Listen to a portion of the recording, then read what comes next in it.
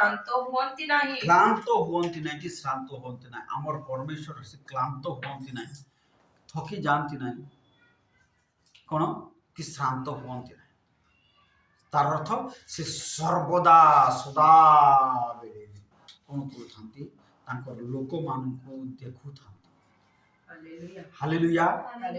କ'ଣ ତାଙ୍କର ଲୋକମାନଙ୍କର ସମସ୍ୟା, ତାଙ୍କର ସଦ୍ଭକ୍ତମାନେ ଯେଉଁମାନେ ସତ୍ୟ ଭାବରେ ଭକ୍ତି କରନ୍ତି ସେମାନଙ୍କୁ ସଦାବେଳେ ସେ ନିରୀକ୍ଷଣ କରୁଥାନ୍ତି। ସେ କ୍ଳାନ୍ତ ହୁଅନ୍ତି ନାହିଁ କି ଶ୍ରାନ୍ତ ହୁଅନ୍ତି। ନିଶ୍ଚିତ ଭାବରେ ଆମର ପରମେଶ୍ୱର ସବୁବେଳେ ଦେଖୁଥାନ୍ତି, ନିରୀକ୍ଷଣ କରନ୍ତି। କାହାକୁ? ଯେଉଁମାନେ ତାଙ୍କ ପ୍ରତି ଆସକ୍ତ ହୁଅନ୍ତି, ଭକ୍ତି କରନ୍ତି, ଭୟ କରନ୍ତି, ତାଙ୍କ ପ୍ରତି ତୃଷିତ ହୁଅନ୍ତି, ସେ ସଦାବେଳେ ସେମାନଙ୍କୁ ନିରୀକ୍ଷଣ କରୁଥାନ୍ତି। ସେ କ୍ଳାନ୍ତ ହୁଅନ୍ତି ନାହିଁ କି ସେ ଶ୍ରାନ୍ତ ହୁଅନ୍ତି ନାହିଁ। ଏହା ହେଉଛି ମୁଖ୍ୟ ବିଷୟ। ତ କ'ଣ ସେ ସବୁବେଳେ ଦେଖୁଥାନ୍ତି, ଯାହାକି ଗୀତ ସଂହିତା 14:2 ଲେଖା ଅଛି।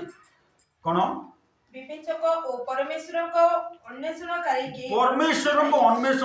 ପରମେଶ୍ୱରଙ୍କୁ ଭକ୍ତିକାରୀ, ପରମେଶ୍ୱରଙ୍କ ପାଇଁ ତୃଷିତକାରୀ କିଏ ଅଛି କି ନାହିଁ? କିଏ ଅଛି କି ନାହିଁ?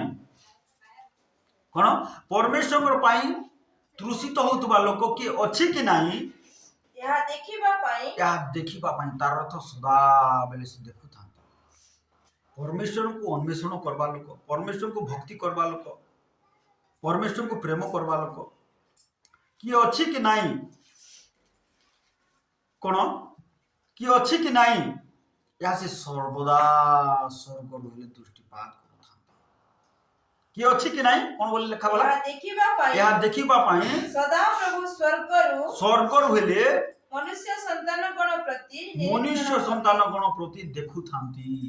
ହାଲେଲୁୟା। ତାର ଅର୍ଥ ଆମକୁ ସେ ଦେଖୁଥାନ୍ତି। ସମସ୍ତେ କହିବା, ମୋତେ ସେ ଦେଖନ୍ତି। କ'ଣ ଅର୍ଥାତ୍ ଆମର ପ୍ରାର୍ଥନାକୁ ଦେଖନ୍ତି, ଆମର ଉପବାସ ଜୀବନକୁ ଦେଖନ୍ତି, ଆମର ଆରାଧନାକୁ ଦେଖନ୍ତି, ଆମର ଭକ୍ତିକୁ ଦେଖନ୍ତି। আর বাক্যরে লেখা যায় ମାପନ୍ତି। ତାଙ୍କର ଲେଭେଲକୁ ହେଲେ ତାହେଲେ ଆଶୀର୍ବାଦକୁ ପଠାନ୍ତି। ଯେତିକି ଭକ୍ତି ଆମେ ତାଙ୍କୁ କରିବା କଥା, ଯେତିକି ପ୍ରେମ କରିବା କଥା, ଯେତିକି ଶ୍ରଦ୍ଧା ହେବା କଥା, ଆମେ ସେତିକି ହେଲେ ତାପରେ ତାଙ୍କ ସାହାଯ୍ୟକୁ ସେ ପଠାନ୍ତି। ହାଲେଲୁୟା। ଆମର ହୃଦୟକୁ ବି ମାପନ୍ତି।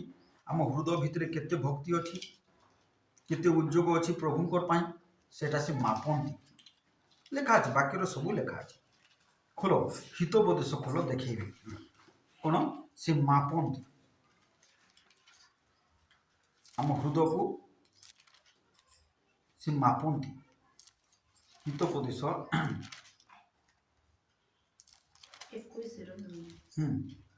21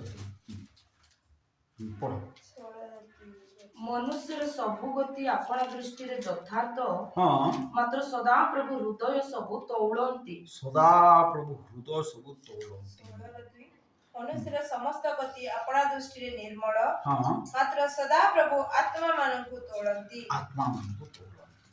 ତୌଳନ୍ତି। ସଦାପ୍ରଭୁ ହୃଦୟକୁ ତୌଳନ୍ତି, ମାପନ୍ତି। ଏ ହୃଦୟରେ କେତେ ଭକ୍ତି ଅଛି ପ୍ରଭୁଙ୍କର ପାଇଁ, କେତେ ଉଦ୍ଯୋଗ ଅଛି, କେତେ ବିଶ୍ୱାସ ଅଛି, କ'ଣ ଆମମାନଙ୍କ ହୃଦୟକୁ ମାପନ୍ତି। ବୁଲ ରାୟ କ'ଣ ମାପନ୍ତି, ପ୍ରଭୁ ମାପନ୍ତି, ତୌଳନ୍ତି। ଯେମିତି ନୀତିରେ ତୋଲା ଯାଏ ସେମିତି ତୌଳନ୍ତି, ଓଜନ କରନ୍ତି, ମାପନ୍ତି। କାହିଁକି? ସେ ଶ୍ରାନ୍ତ ହୁଅନ୍ତି ନାହିଁ, ସେ ଥକି ଯାଆନ୍ତି ନାହିଁ। କ'ଣ ସେ ଥକି ଯାଆନ୍ତି ନାହିଁ, ସେ କ୍ଳାନ୍ତ ହୁଅନ୍ତି ନାହିଁ, ସେ ମାପନ୍ତି।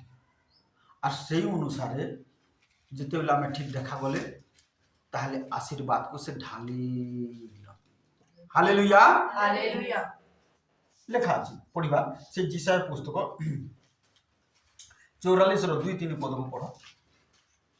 ଯିଶାୟା ପୁସ୍ତକ 44:2-3 ପଦ। ଯେ ତୁମକୁ ନିର୍ମାଣ କଲେ ଓ ଗର୍ଭରୁ ତୁମକୁ ଗଢ଼ିଲେ, ଯେ ତୁମର ସାହାଯ୍ୟ କରିବେ, ସେ ସଦାପ୍ରଭୁ ଏହି କଥା କହନ୍ତି।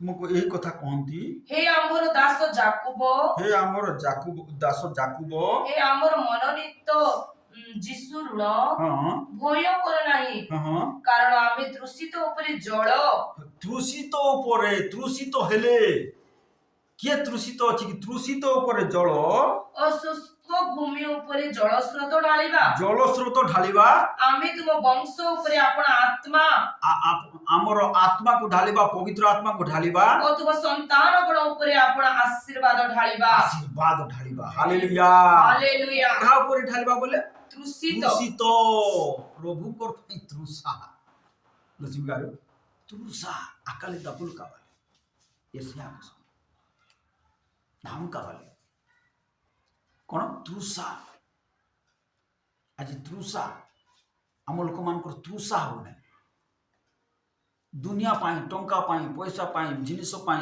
ये सब पाई तृषा किंतु प्रभुकर पाई आज लोक मान तृषा प्रभुकर पाई तृषित हेले कौन बोलछंती आत्मा ढालिबा पवित्र आत्मा ढालिबा आशीर्वाद ढालिबा सब ढालिबा देवे नहीं ढाली देवे पूरी तृषित हेले जे नहले मिलबो ना